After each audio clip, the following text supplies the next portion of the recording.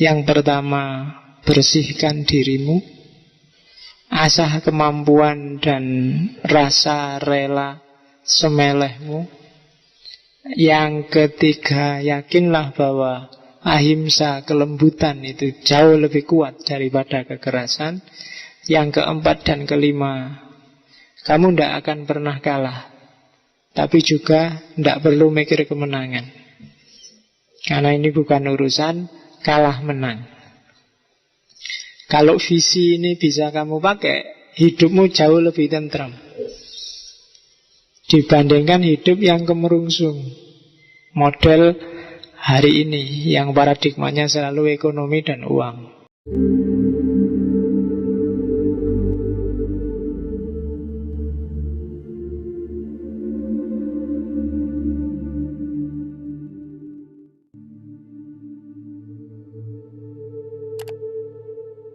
Apa sih aksioma-aksioma itu? Semacam asumsi yang jangan dibantah. Itu aksioma. Kalau dibantah ya teorinya hancur. Inilah aksiomanya ahimsa. Kenapa orang harus ahimsa dan apa yang menyebabkan orang harus ahimsa?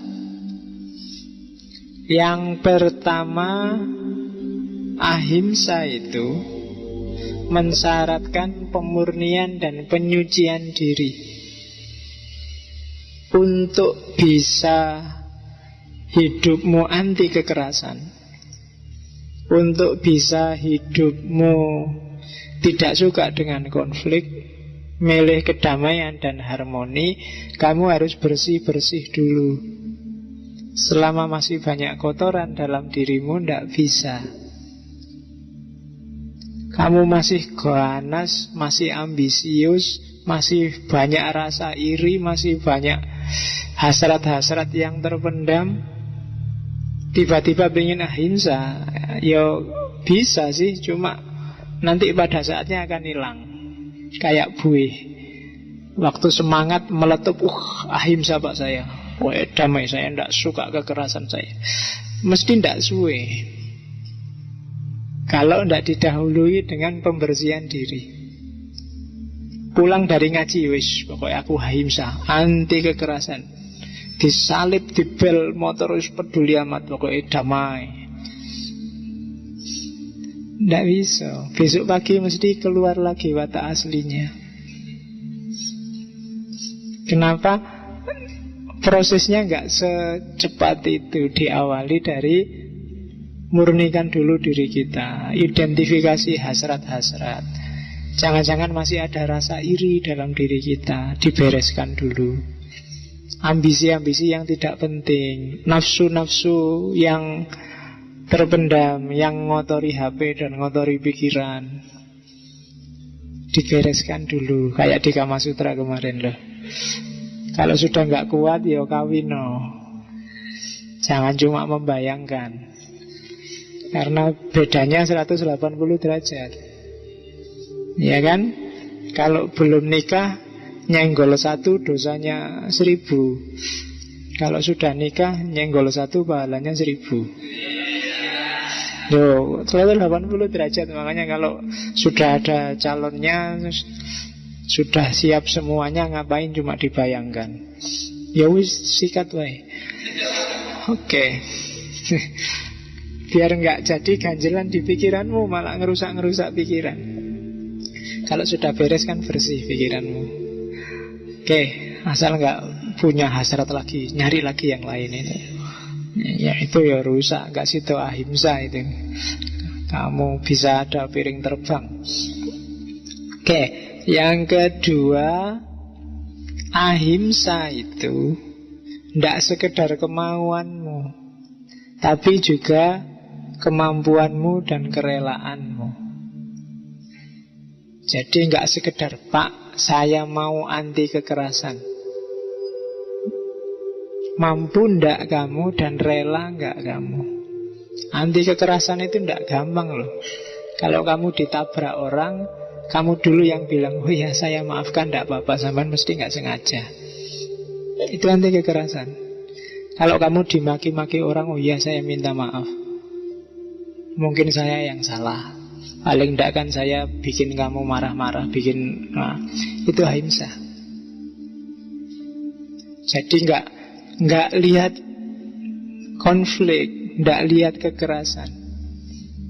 Yang ada di kepalanya adalah harmoni dan kedamaian. Kalau ada yang nyuri barangmu terus, lu sampean kok nyuri, memang butuh beneran. Kalau butuh ya dibawa aja, monggo, ndak apa-apa. Jadi nggak jadi begal mungkin orangnya.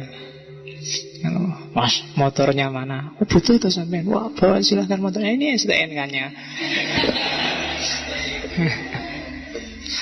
Nah ya kan gitu. Besok datang ke rumah, ini alamat saya, tak kasih sekalian sak BPKB-nya kalau mau. Nah besok kalau datang ke rumah, kamu kan tinggal manggil polisi.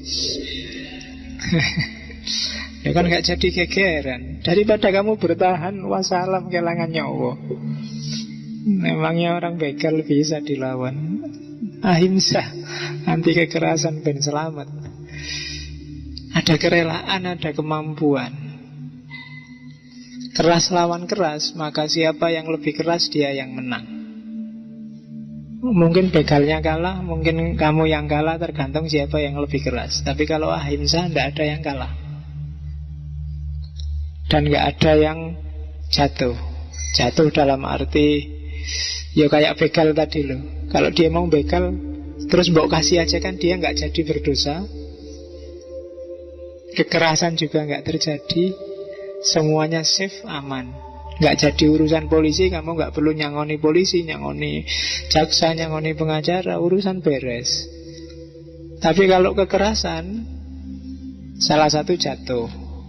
Mungkin kamu, mungkin begalnya. Kalau begalnya jatuh, alamat ada nyawa hilang. Karena habis itu dikeroyok wong akeh mesti. Atau kalau yang jatuh kamu, ya bodoh, motormu hilang, kamu bonyok. Sama, 50-50. Maka ada kemampuan, ada kerelaan. Cuma ini bukan sesuatu yang kayak tadi sekedar dimaui.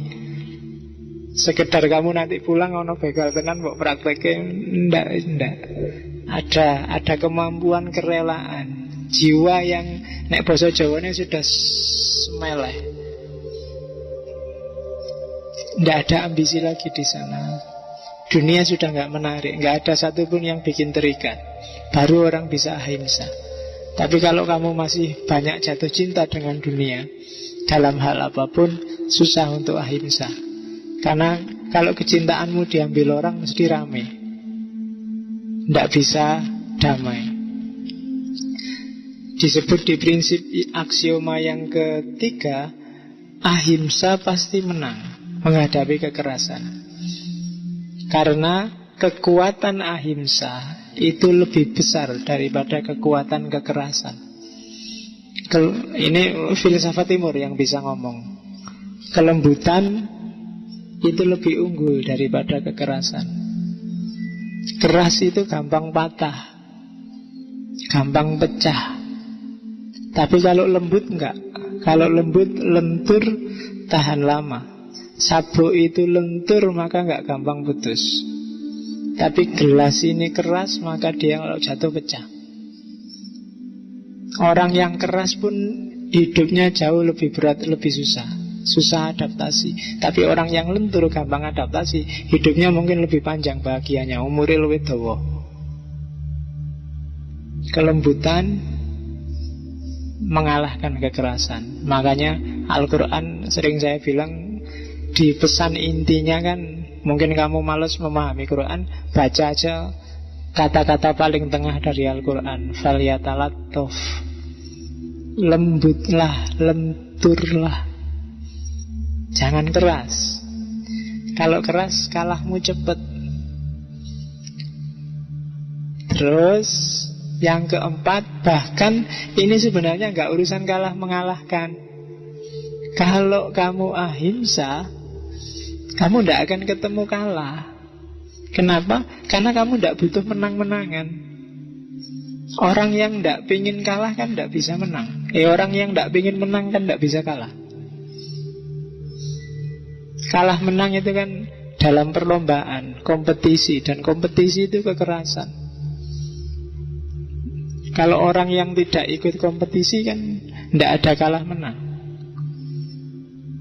Meskipun misalnya di kampus kompetisi sama temanmu, yang satu IP-nya 4, yang satu IP-nya 2. Terus yang IP-nya 4 ngetawain, apa IP cuma 2. Tapi kalau kamu ahimsa kan kamu nggak merasa kalah. Ya enggak apa-apa, ya kemampuanku memang cuma sampai 2. Ya selamatlah kamu bisa nyampe 4. Ini kan enggak ada urusan sama menang kalah. Oke, itu ahimsa. Jadi jangan khawatir, kamu enggak bisa kalah kalau ahimsa. Kenapa? Ya karena kamu enggak akan ketemu kompetisi. Kemampuan paling dahsyat dari ahimsa adalah kamu tidak bisa ketemu musuh. Karena tidak bisa ketemu musuh, maka kamu tidak pernah kalah. Dan pendekar paling dahsyat itu kan pendekar yang bisa bikin dirinya tidak punya musuh. Bukan pendekar yang menang terus kalau perang. Tidak. Kalau kamu bisa memposisikan dirimu sampai tua besok ndak ketemu-ketemu musuh, semuanya teman, semuanya friend dan harmoni, berarti kamu pendekar yang luar biasa. Itu prinsipnya ahimsa. Oke, jadi ada 5 aksiomanya ahimsa. Yang pertama, bersihkan dirimu.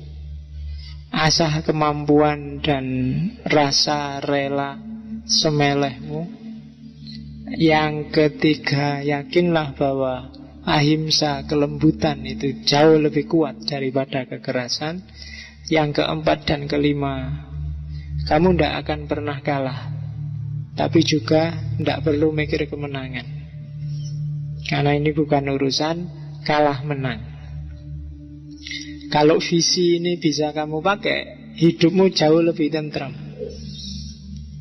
dibandingkan hidup yang kemerungsung model hari ini, yang paradigmanya selalu ekonomi dan uang, selalu persaingan, selalu ngitung-ngitung. Yang mahasiswa saingan sama teman-temannya siapa IP-nya paling tinggi, yang pegawai hitung-hitungan siapa gajinya paling tinggi, yang ABG hitung-hitungan sopo pacare paling cakep. Yang selalu begitu, selalu dalam segala apapun. Kamu aja masuk ke sini selalu lirik, wow, lebih enak yang duduk di sana. Yang satu, kapok kamu duduk di situ. Ada yang bilang, itu kan selalu perhitungan, semacam kompetisi dalam hal apapun. Padahal tidak penting yang gitu-gitu. Nah, itu aksiomanya ahimsa.